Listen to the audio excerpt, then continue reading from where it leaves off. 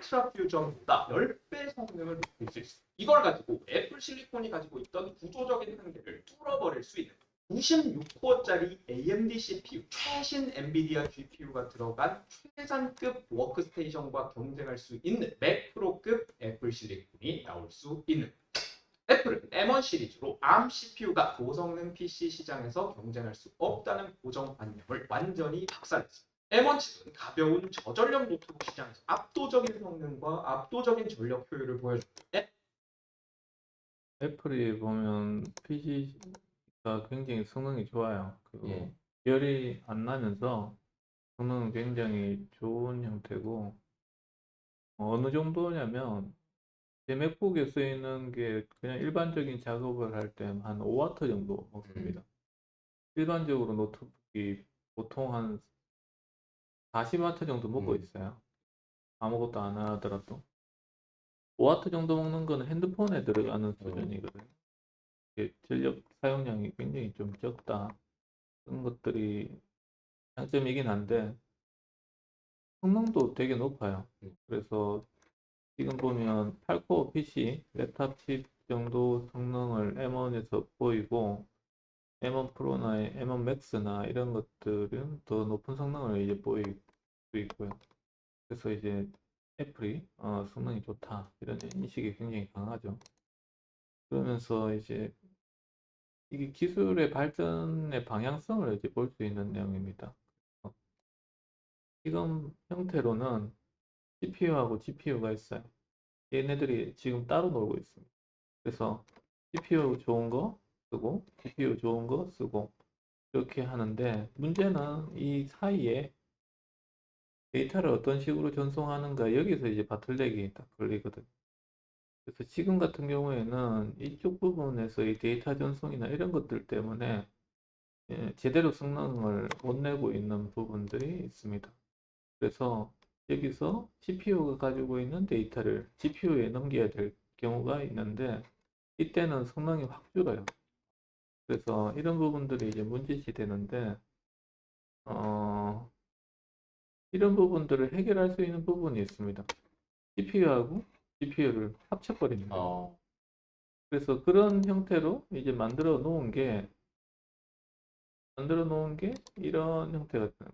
CPU하고 GPU를 합쳐 놓은. 그러면 앞서 보면 이런 PCI Express라고 되어 있는 부분이 없어져 버리고 엄청나게 빠른 속도로 데이터의 전달이나 이런 것들이 가능해진다. 그리고 앞서는 보면 메모리가 각각이 있죠. CPU의 메모리, GPU의 메모리. 각각이 있었는데 통합 메모리로 갈 수 있다는 게 큰 장점이. 그래서 이런 형태로 시스템을 만들어 놓은 게 애플이에요. 이게 일반적인 PC가 이런 형태, 우리 윈도우 PC가 이렇게 만들어져 있고요. 그래서 GPU가 많은 성능을 차지하는 이런 작업이라면 오히려 GPU 쪽에서의 이런 쪽에서의 메모리 가격은 엄청나게 비쌉니다. 보통 24기가 들어가 있는 메모리 가격이 거의 한 350만 원에서 한 400만 원, 500만 원 하거든요. 근데 이 맥에서 보면 이 메모리를 늘릴 수가, 이 메모리가 많은 형태의 그 노트북을 선택을 할 수가 있어요. 그래서 이런 형태에서 메모리를 많이 쓰는 성능이 좋은 이런 형태로 가면 오히려 맥이 가성비가 나옵니다. 그 지금 가격적 메리트가 있어요. 그래서 LLM을 하거나 이런 그 AI를 하는 데에서는 맥이 굉장히 가성비가 있는 이런 쪽의 내용이 될 수도 있다. 뭐 이런 내용들입니다. 떨어지더라도 메모리 용량 때문에 엔비디아 GPU한테는 아예 시킬 수 없는 크기의 장면의 데이터가 전부 메모리에 있어야 되는데 장면의 규모가 크다 메모리 용량 때문에 CPU에서 계산을 해야 돼. 애플 실리콘의 GPU 절대 성능 자체는 엔비디아의 최상위 GPU보다 떨어지더라도 메모리 용량 때문에 엔비디아 GPU한테는 아예 시킬 수 없는 일이 있으면 애플 예, 지금 메모리에 대한 이야기가 나오죠. 그래서 앞서는 보면 CPU하고 GPU의 메모리를 각각 따로 가져갔었는데 맥, 맥은 메모리를 공용으로 쓸 수 있다. 그래서 이 메모리를 이제 늘려 놓으면 CPU 연산이나 이런 것들을 하는데도 충분히 사용이 가능하고 뭐 이런 것들을 문제없이 해결할 수 있다. 이런 컨셉입니다. 그래서 이런 것들 어떻게 보면 굉장히 연산량이 많을 경우에는 효과적으로 이제 적용을 할 수 있다는 내용이 되는 거고요. 떨어지더라도 메모리 용량 때문에 엔비디아 GPU를 쏴줘야 된다는 얘기예요. 통합 메모리 아키텍처로 보여주는 동일한 구조고요. AMD의 AI Max나 엔비디아의 DGX 스파크처럼 아까 말씀드린 구조를 더 높은 성능으로 만든 제품들도 나오고 있습니다. 하지만 방금 말씀드린 이런 것들도 애플의 맥스 칩보다는 목표로 하는 성능 자체가 낮아요. 그러면 AMD랑 엔비디아가 기술력이 부족해서 애플의 맥스급의 칩을 안 만드는 거냐? MI300이나 그레이스 오퍼 슈퍼칩처럼 데이터 센터 시장에서는 이미 이런 구조의 칩을 팔고 있습니다. 근데 소비자들한테 이거를 안 파는 이유, 고성능의 통합 메모리 아키텍처 위해서 희생해야 되는 부분이 있어요. 이 정도로 빠른 메모리를 공유해서 쓰려면 지금 이야기하는 거는 이런 것들을 만들 때의 단점이거든요. 그래서 하나의 CPU에 램까지 다 집어넣어서 이렇게 만들다 보면 CPU의 다이가 커져요. 그래서 어떤 이 실리콘 웨이퍼를 가지고 이 맥에 칩을 만든다 할 때 이 다이가 커져 버리는 거죠. 다이가 커지면 무슨 영향이 있냐? 불량률이 높아집니다. 그래서 다이가 작을 때는 얘가 이제 어떤 또 동일한 분량이 있다 하더라도 얘가 살릴 수 있는 칩들이 그나마 이제 몇 개 남아 있는데 파이가 커질 경우에는 이 부분 중에 하나라도 이제 에러가 발생을 할 수 있는 디펙이 발견이 되면 이 전체는 못 쓰게 되는 부분이거든요. 그래서 전체적인 칩의 개수를 봤을 때는 이렇게 다이가 크게 가면 손해가 되는 거죠. 가격은 더 한계가 있습니다. 실리콘 웨이퍼 위에다가 10나노미터 수준으로 미세한 회로를 실리콘은 통합 메모리 아키텍처 구조 때문에 칩 하나에 CPU, GPU, 시스템 레벨 캐시, 메모리 컨트롤러, 뉴럴 엔진, 미디어 엔진, CQI 플레이브, 랜드 컨트롤러, 플레이 엔진 이런 모든 시스템 요소가 다 올라가다 보니까 이 칩을 레티클 한개 수준으로 크게 만들더라도 AMD의 최상위 CPU랑 체급으로 비빌 수 있느냐? 안 되고 엔비디아의 최상위 GPU 자체에 문제가 생길 수도 있어요. 이런 문제들 때문에 맥프로급 애플 실리콘 울트라 퓨전은 사무실 두 개를 딱 붙여서 놓은 그래서 이제 등장하는 게 이제 울트라 퓨전이라는 기술이 됩니다. 그래서 앞서 이 다이가 커지면 불량률이 훨씬 높아진다고 했죠. 그래서 이 두 개를 만드는데 이걸 만들고 난 뒤에 이제 붙이는 방법도 하나의 고려 대상이 될 수가 있어요. 근데 기술적인 난이도가 크지만 어떻게 보면 불량률을 낮추는 데는 효과를 볼 수 있기 때문에 향후의 칩들은 이쪽으로 간다. 벽을 뚫어서 문 하나를 만들어 놓은 거라고 보면 돼요. 근데 아무리 그래도 같은 방에서 정보를 주고받는 것보다야 불편하겠죠. 거기다가 양쪽에 붙여야 되는 칩의 성능이 점점 더 높아진다고 하면 이 문을 통과해야 되는 정보의 양도 훨씬 많아지는 건데 이렇게 되면 전력 소모랑 발열이 늘어날 수밖에 없고요. 장기적으로 연결 자체에 문제가 생길 수도 있어요. 이런 문제들 때문에 맥프로급 애플 실리콘이 5년이 지난 지금까지도 나오지 못하고 있는 거예요. 하지만 이제는 이 한계를 극복할 수 있는 기술이 있습니다. TSMC의 SOIC 하이브리드 여기서 이제 중요한 건데요. 이제 이 기술이 앞으로 많이 쓰이게 될 겁니다. 본딩이라고 하는 기술인데 이거를 쓰면 지금 울트라 퓨전의 10배 이상의 성능을 낼 수 있어요. 사무실 벽에다가 구멍을 뚫어서 문을 하나 만드는 수준이 아니라 사실상 한 사무실에 있는 것처럼 구현을 할 수 있는 거예요. 게임 좋아하시는 분들은 AMD의 X3D CPU 많이 쓰실 텐데 CPU 위에는 다른 실리콘 칩으로 만든 캐시 메모리 여기서 보면 실리콘 칩 위에다가 만든 캐시 메모리를 붙인다는 이런 내용이거든요.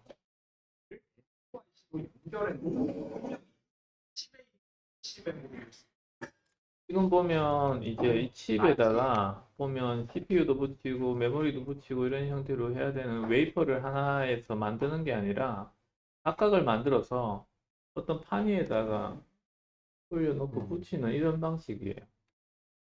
내 칩에 그래서 이런 형태로 이제 만드는 거죠. 있는 캐시 메모리를 쓰는 것처럼 접근할 수 있죠. 이게 SoIC 때문에 가능합니다. 보통 칩이랑 칩을 연결하는 경우에 P12 회로 기판에다가 P로 보면 보일 만큼 듬성듬성하게 돼 있어요. 진짜 미세하게 차이가 나는 거죠. 그러면 울트라 퓨전은 뭐가 다르냐? 이 사이에 있는 선로를 PCB가 아닌 반도체 칩에다가 그립니다. 당연히 훨씬 세밀하게 선을 그릴 수 있을 텐데 M3 Max, M4 Max 같은 칩이 큰 칩이라고는 하지만 가로 길이가 한 2cm 정도밖에 안 돼요. 요 2cm 안에 배선 10,000개가 들어가요. 근데 문제는 요 세 개의 실리콘 칩을 연결하는 부분. 정말 작은 금속공, 솔더볼이라는 걸로 연결을 하는데 실리콘 칩 안에서 순수한 구리 배선으로 신호들이 왔다 갔다 하는데 이 솔더볼은 순수 구리보다 저항이 훨씬 높단 말이에요. 이쪽으로 신호가 지나가는 순간에 전력 소모, 발열 생기는 거고 왜곡도 생기는 거고 거기다가 이런 구조로 연결이 되어 있기 때문에 이쪽에서 집중적으로 발열이 생겨서 온도가 너무 높아지는 상황이 지속되면 냉납 같은 문제가 생길 수도 있는 거예요. SOIC 기술은 이 솔더볼을 아예 없애버리고 두 칩에 노출되어 있는 구리 접점들을 직접 붙여버립니다. 이렇게 되면 아까 전에 말씀드렸던 솔더볼에서 생신을 할 수 있고요. 까지 줄일 수 있습니다. 2차 그래서 마이크로 펌프 뭐 이런 기술이 이제 사용이 되는 거죠. 원으로 생각을 해보면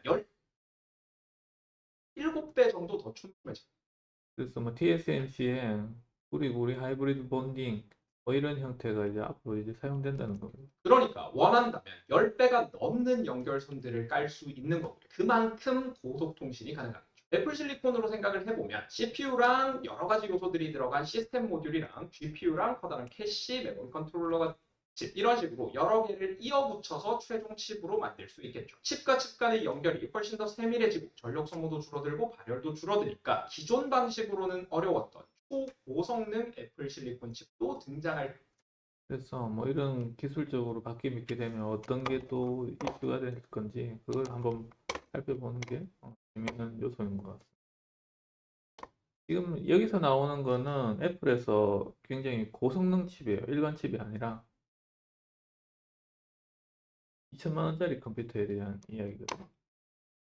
그래서 뭐 이런 부분들이 있다.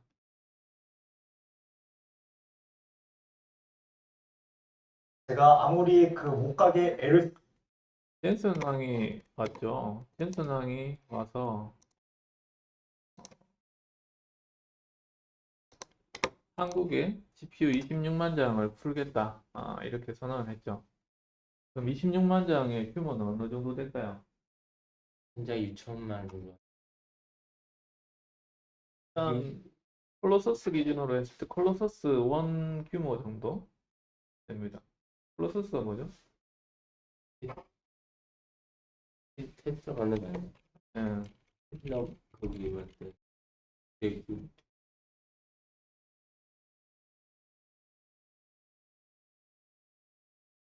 콜로서스는 테슬라의 예. 데이터 센터 이야기고요.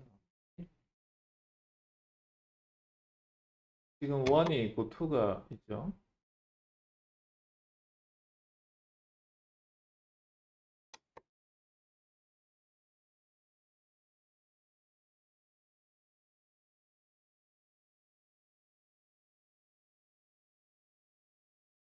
이게 아마 10만 개로 시작해서 증설을 했던 걸로 기억이 납니다.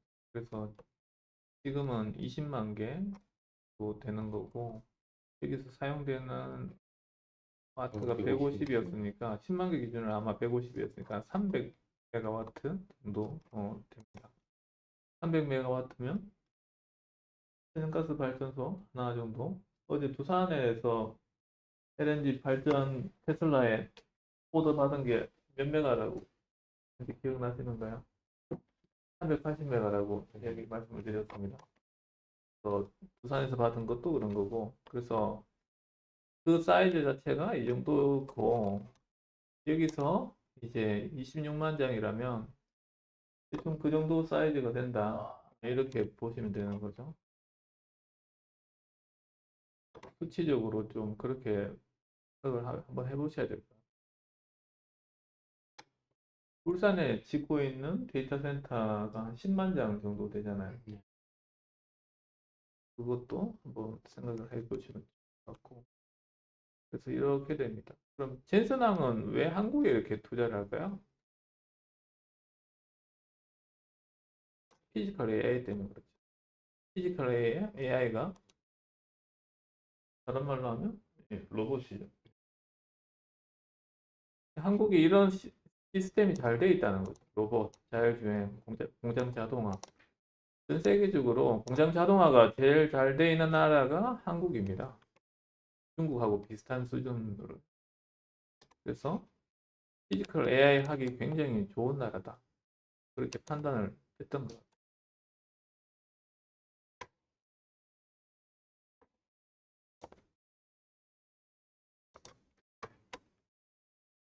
저도 갑니다. 제가 또 한 운동 했는데 한번 해보겠습니다. 또 택배가 사무실로 왔다고 합니다. 해보겠습니다. 이거는 얼마 주셨나요? 3,400. 3,400불. 예. 3,400불이요? 네. 와, 진짜 3,400불이면 대용량 500만 원 좀 안 되죠? 500만 원. 보다도 더 주. 그래서 50 노트북으로 텔레오퍼까지 이 사람이 산 건 이 로봇팔입니다. 그래서 이 로봇팔을 500만 원 주면 되는데 생각보다 비싼가요? 싼가요? 사실 좀 싸다고. 싸죠. 저는 생각보다 싸가지고 좀 예. 놀랐어요. 500만 원 정도 한다고? 하여튼 1,000만 넘은 최소 가능하게 지금 구현을 해봤고요. 이거 어디서 볼 수 있죠? 커피. 예. 뭐 바리스타나 이런 쪽에 볼 수 있잖아요.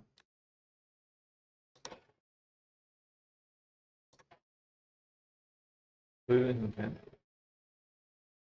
몇천만 되더라고요. 처음에 저기 바리스 나왔을 때는. 예.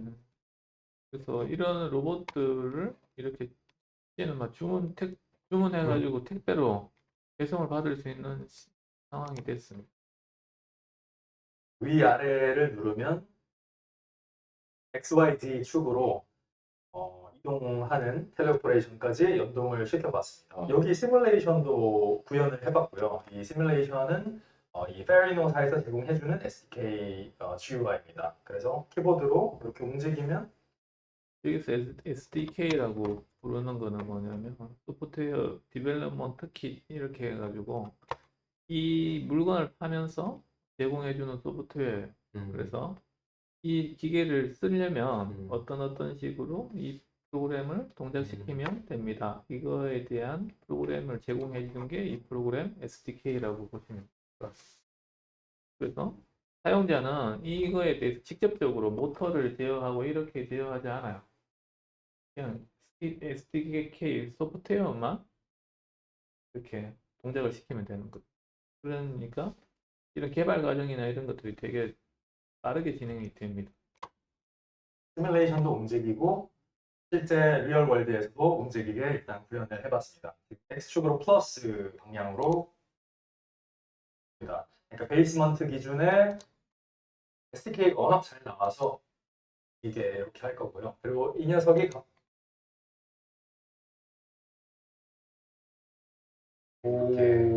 그 상태로 이거를 이제 실제로 상당히 힘이 세다는 걸 느낄 수 있어요. 이게 페이로드가 5kg죠. 제가 이렇게 저항을 느껴보겠습니다.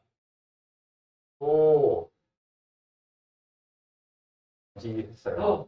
네. 벽을 이렇게 밀어서 이게 네. 제가 또 한 운동 했는데 한번 해보겠습니다. 모델에서 나오는 매스크를 뎁스 매스크에 이제 적용을 시켜서 뎁스 매스크를 이제 3D로 프로젝트를 한 겁니다. 그러니까 저기 지금 리얼센스 있네요. 리얼센스의 뎁스 정보를 활용해서 샘 AI 모델을 활용해서 여기서 이야기하는 게 뭐 뎁스 이야기가 나오고 하죠. 뎁스라는 거는 공간 정보를 이해한다는 거예요. 그래서 그 카메라에 대한 정보를 그 2차원적으로 보는 게 아니라 3차원적으로 본다. 그런 의미. 이렇게 여기 지금 마우스 있는 거를 이렇게 검정색 에리어로 보이게 욜로 디텍션 모델을 썼어요. 여기서 보면 욜로라고 나오죠. 욜로가 이제 이미지 영상 처리에서는 거의 일반적으로 사용되는 내용이에요. 그래서 이거는 개, 이거는 자전거, 이런 형태의 내용들을 욜로라는 걸 쓰면 쉽게 구현이 가능합니다. 그래서 이런 부분들을 로봇하고 연결시켜 놓은 거예요. 욜로 디텍션 모델이 바운딩 박스를 이제 그려줘요. 그 테이프 주변에. 그 바운딩 박스를 쌤한테 보내는 거예요. 그다음에 이제 그 쌤이 이제 그 바운딩 박스 안에 있는 것들을 세그멘트로. 이제 지금은 테이프 이렇게 하이라이트가 되잖아요. 지금 이게 카메라가 보는 거고, 이게 디텍트를 한 거예요. 테이프. 보면 테이프 해가지고 나오죠. 이 옆에 보면 0.88이라고 나오잖아요. 1이면 정확도가 100%, 88%면 88% 정도 이제 정확도 일시적인 아니 확신을 한다. 뭐 그런 형태로 이제 생각을 하는 거죠.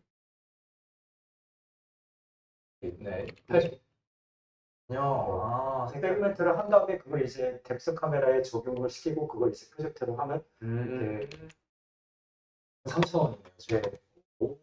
그래서 이 카메라에서 저거의 위치는 이제 추정이 되는데 이제 이 로봇의 입장에서 저거의 위치 한번 같이 좋습니다. 이거를 이용하는 거예요. 차르포.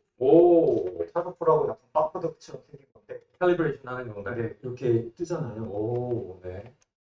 이거 같은 경우에는 바코드입니다. 바코드를 깔아놓고 위치를. 로봇이 얘를 잘 인식할 수 있도록 만들어 놓은 숫자표라고 보시면 돼요.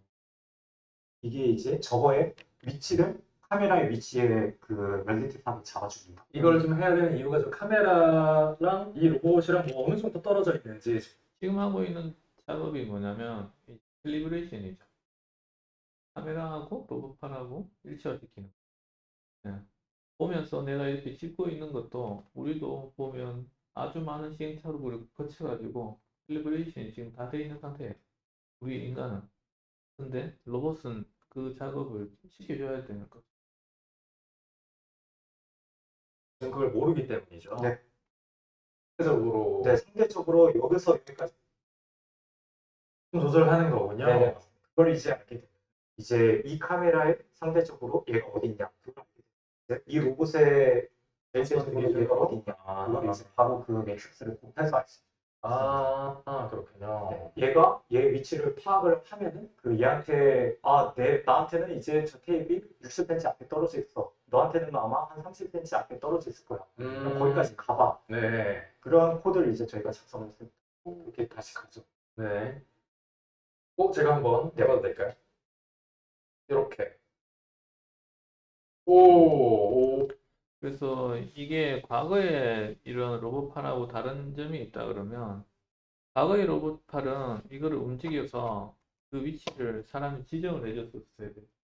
이렇게 와서 그 위치, 그 다음에 요 위치 수동적으로 해서 딱 그 위치로만 움직일 수 있도록 이렇게 구현이 되는 이런 형태가 일반적인데 얘는 지금 비전을 사용하죠.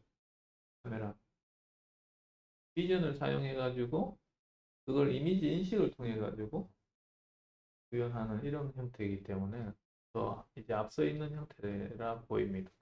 그래서 이런 거 같은 경우에는 500만 원짜리 로봇팔로 이 정도 구현이 가능하다. 그게 이제 기존하고는 조금 다른 내용이죠.